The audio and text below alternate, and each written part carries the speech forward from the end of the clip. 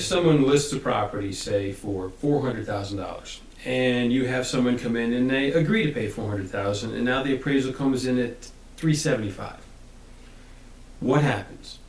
Well, if the buyer is willing to, sometimes a few things could happen.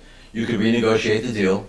How eager are, I mean, a seller wouldn't be eager to do that. No, but if the but reality it depends is on, yeah, I agree. But it depends on the motivation of the seller. So sometimes, let's say you're $20,000 apart.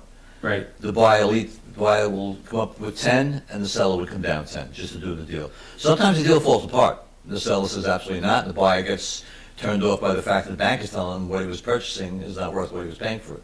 Now, considering you get, 'cause from the banking side of it, I get a lot of people that would be always arguing about the value of the property, and they'll lay up the claim that, well, the person wasn't from the area, he wasn't this, he wasn't qualified. That's At some point, where is that line drawn where it says, we're just walking away, or it is what it is? Well, I've had appraisals. I know I've had appraisals where that happened.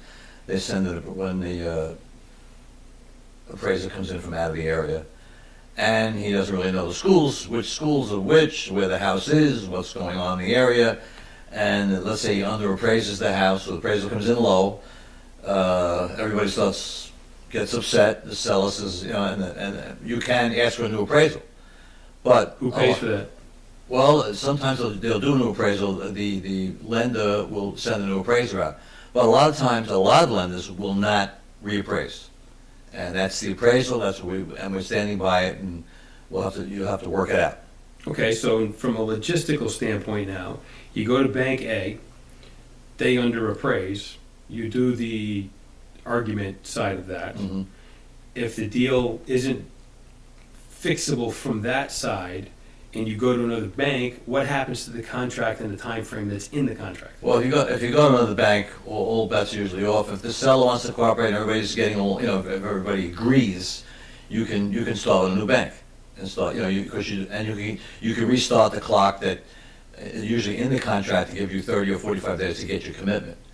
So if everybody agrees, they could just restart that clock and let them go to another bank. Okay. But if they don't agree, then the deal falls apart.